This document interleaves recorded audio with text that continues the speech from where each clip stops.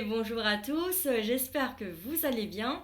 Alors, si vous remarquez une petite onde de fatigue chez moi, c'est normal parce que j'ai passé ces derniers temps à regarder des séries Netflix et... Oups, j'ai dit le mot Netflix. Bref, des séries sur Internet. Et je me couche un peu tard, voilà. Bon, je suis humain, comme tout le monde. Mais alors j'ai quand même envie de faire cette vidéo parce que j'ai découvert quelque chose de trop bien en fait hier et je me dis ah absolument j'ai envie d'en parler. Donc voilà, je le fais et je vais le faire par fluidité que en français. Donc j'espère aussi que mes amis vietnamiens qui apprennent le français comprennent également l'essence de cette vidéo et peut-être éventuellement je le ferai aussi en vietnamien plus tard.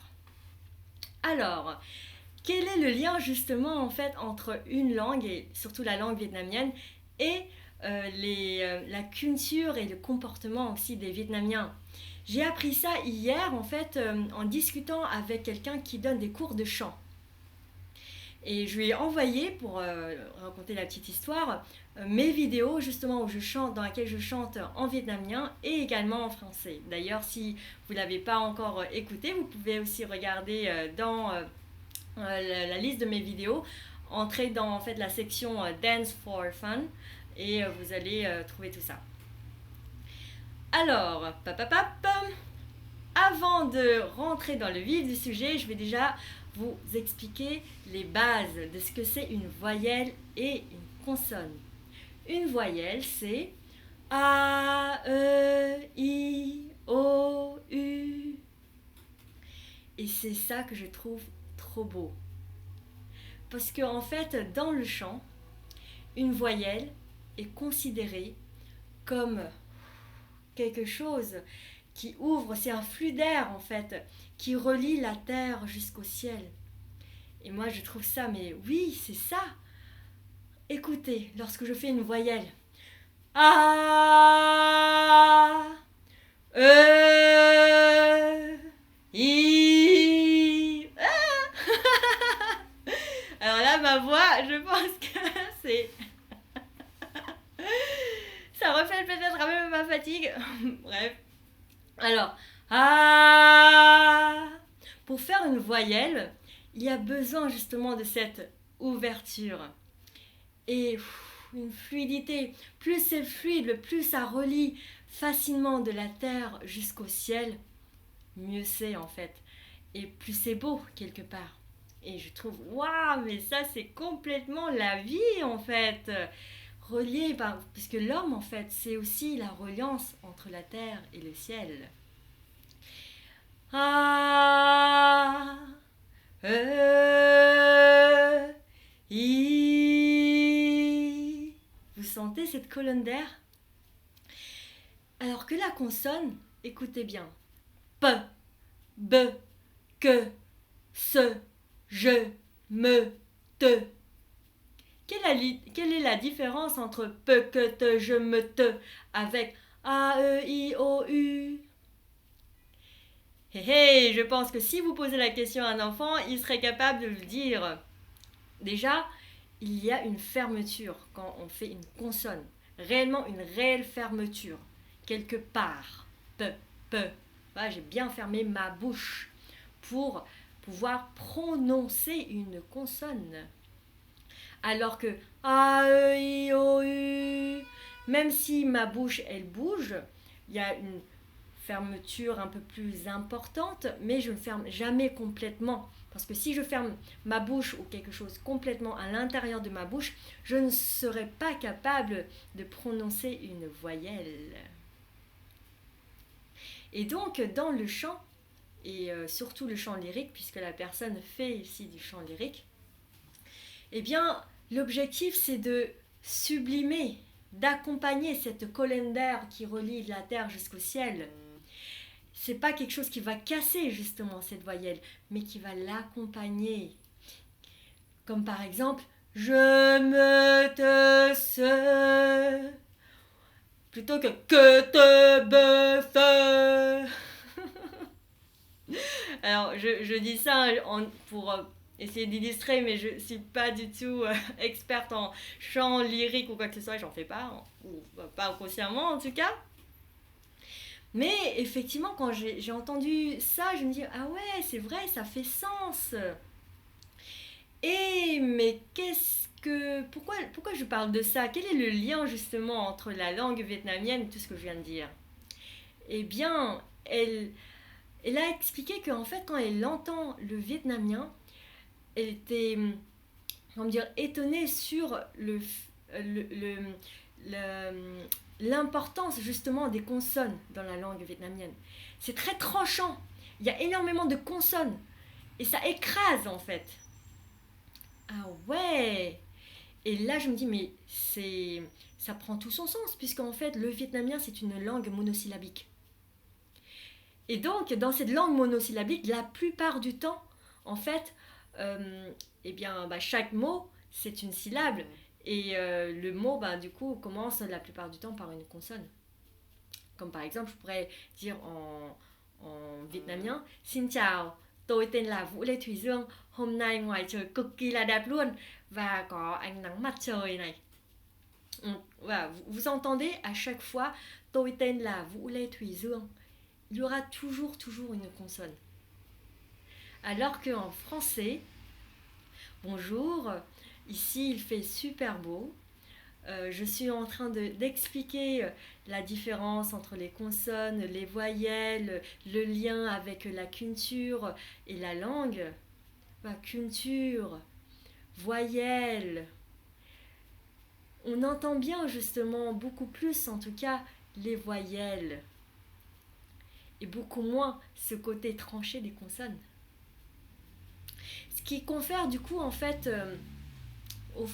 à la langue française quelque chose, peut-être par rapport à la langue vietnamienne, quelque chose de plus doux, peut-être plus rond et moins saccadé, comme par exemple lorsque je parle de vietnamien. Bon, là je fais la caricature plus type chinoise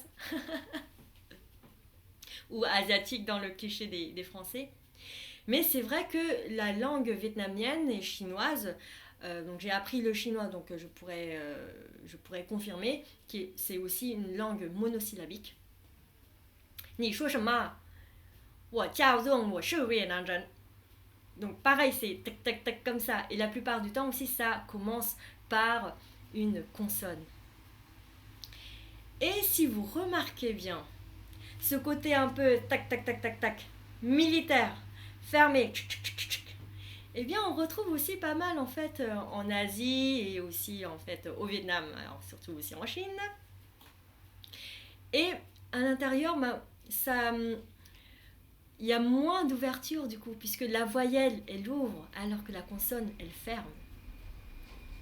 Et cette ouverture, effectivement, moi je l'ai retrouvée en France, je l'ai appris en France. Et donc, merci la France.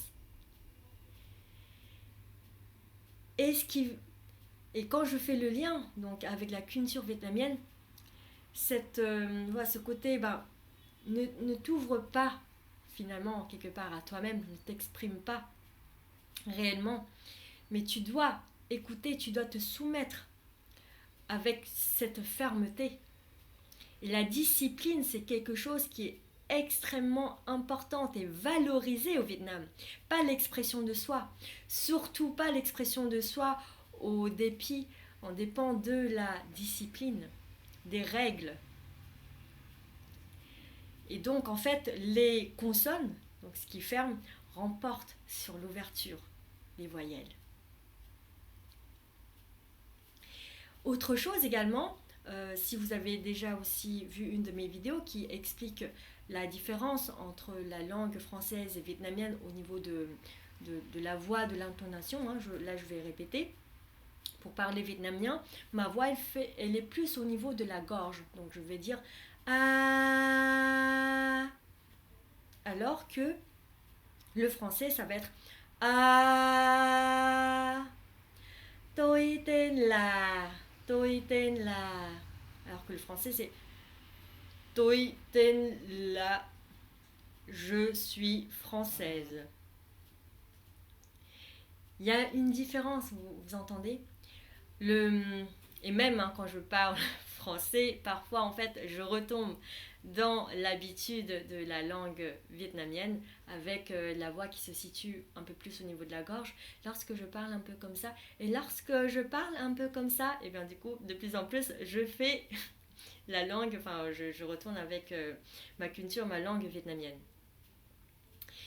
Et quand j'ai parlé de ça avec la personne en question, donc, qui fait les cours de chant, elle me dit mais oui, mais quand on entend la langue vietnamienne, ça fait un petit peu enfantin. Et d'ailleurs, enfantin, c'est une posture aussi plus basse, plus petite, plus fermée. Et je me dis ouais, effectivement, bon, c'est pas pour dire que les Vietnamiens sont des enfants naïfs, mais quelque part dans la langue, et voilà,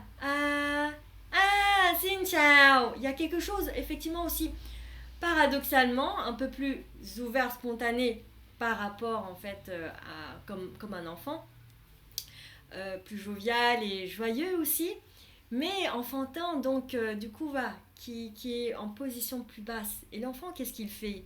Il écoute l'adulte. Et bien justement, c'est aussi le cœur de la culture vietnamienne. Écoute ton supérieur, écoute ton aîné. Et point barre. L'enfant, oui, il se doit d'écouter l'adulte. Et je trouve ça vachement intéressant. Et aussi, en fait, cette posture un petit peu fermée, qui n'ose pas, eh bien, c'est aussi typiquement au Vietnam, en fait. On n'ose pas, voilà, déjà s'exprimer, se mettre en avant, c'est très mal vu, parfois. Alors, surtout pour une femme.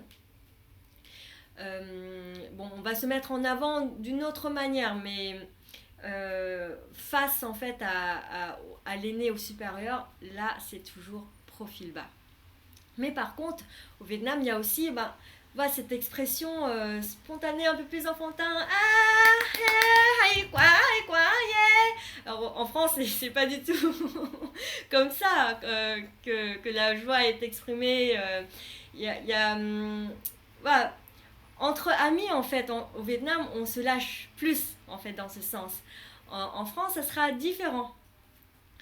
C'est dur, justement, de faire une comparaison nette et précise, puisque ça va dépendre également du contexte. Mais en tout cas, voilà, j'espère qu'à travers cette vidéo, vous avez également ressenti la différence entre les deux langues, mais aussi le lien entre l'utilisation, les caractéristiques de la langue, mais aussi la culture et le comportement. Autre chose que j'aimerais partager avec vous, indépendamment du coup de cette histoire de langue, c'est aussi en fait c'est la joie lorsque on est genre joyeux en fait, il y a une ouverture là-dedans. Et l'ouverture va faciliter l'expression de soi, va faciliter justement aussi le chant, puisque pour bien chanter, il y a besoin en fait d'être ouvert. Ouvert au monde, ouvert à la vie, ouvert à son émotion, à tout quoi. Ah Par exemple, je j'ai aucune idée si je le fais bien ou pas. Bref, mais cette ouverture et cette joie, elle est importante pour pouvoir accueillir les choses, pour pouvoir aussi recevoir aussi les choses et donner également. Et cette personne qui donne les cours de chant témoigne également que lorsque elle avant de faire un cours de chant, elle aime bien justement faire du footing parce qu'elle avait observé que après le footing, elle chantait plus facilement. Je me suis dit mais oui, ça paraît logique puisque en faisant du sport, il y a le corps qui commence à s'ouvrir, à travailler et il respire et donc du coup ça facilite aussi l'ouverture de soi, de la gorge, du larynx. Eh bien, c'est aussi pareil lorsqu'on apprend une langue. On me pose la question, Maison, comment est-ce que tu fais pour parler si bien? Oui, peut-être il y a un talent derrière, mais parce que je m'amuse. Ça me fait trop rire et je m'imagine en fait des choses dans ma tête, des cas, des situations, et puis après je l'applique. Et c'est pour ça aussi dans mes vidéos, J'aime bien aussi ce côté joyeux parce que en fait, je sais, déjà premièrement pour moi, pour mon énergie, et que vous aussi derrière l'écran, vous recevez cette énergie. Et c'est beaucoup plus facile aussi pour vous de le recevoir. Voilà. Donc, voilà, j'ai terminé cette parenthèse. Pour revenir en fait à la langue française, eh bien, euh, cette personne disait aussi que comparativement avec d'autres langues, la langue française, elle est plutôt fermée en fait à ce niveau-là, en termes de sonorité, de vibration. Et du coup, les Français, ils ont cette expression un peu de cul de poule, mais que les Brésiliens ou les Américains aiment bien parce que ça fait assez noble. Bonjour, je suis français. Bon, c'est pas pour me moquer de vous, hein, c'est simplement voilà, une interprétation, une observation.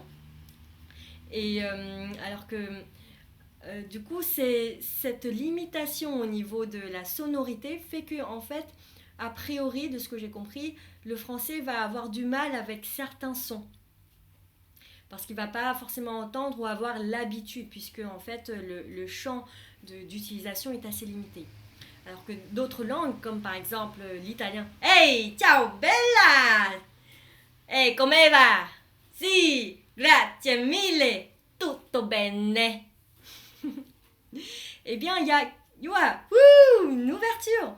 Et effectivement, lorsque on ressent dans la langue cette sorte d'ouverture, même d'intonation, eh bien, ça ressent aussi, en fait, à l'intérieur du corps, du comportement de la personne. Et là, je reviens encore une fois, tout est lié.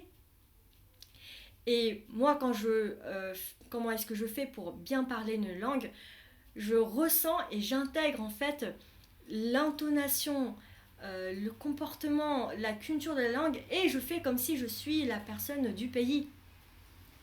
Et d'une manière naturelle, en fait, je vais adopter la bonne intonation aussi, les manières, voilà. Donc, quand je parle français, j'ai pas forcément la même manière qu'en vietnamien. En vietnamien, c'est hello, chào chào, chào chào bác, ou bien chào bạn, mình tên là Thùy Dương. Donc, voilà, il y a quelque chose un peu plus jovial par rapport au français qui fait, entre guillemets, un peu plus professionnel, encore une fois, comparativement avec le vietnamien. Donc voilà, j'ai terminé sur cette vidéo, encore une fois improvisée. J'espère que vous avez appris quelque chose, que vous avez pu faire aussi des liens intéressants. Si vous avez d'autres points de vue, d'autres liens que vous avez fait que je n'en ai pas parlé dans ces vidéos, eh bien s'il vous plaît, partagez en commentaire. N'hésitez pas à liker ma vidéo et également ma chaîne. Partagez également à vos amis, votre entourage, surtout aussi à des Vietnamiens, puisque je fais également les mêmes vidéos en vietnamien et je fais ce pont entre les deux cultures. Et pas que, puisque finalement, pour moi, ce qui est important, c'est le pont avec l'humain, avec soi-même, sur l'expression de soi, l'accueil de soi, dans l'amour et voilà. C'est aussi vraiment le sens de mes vidéos. C'est pour ça aussi que je le fais en improvisation, comme simplement une discussion en live, en réel. Il n'y a pas d'artifice. Ça pourrait plaire ou pas plaire, mais c'est ok puisque ce qui est important pour moi, c'est ce naturel et s'accepter tel qu'on est. Je vous remercie et je vous dis à très bientôt. Au revoir.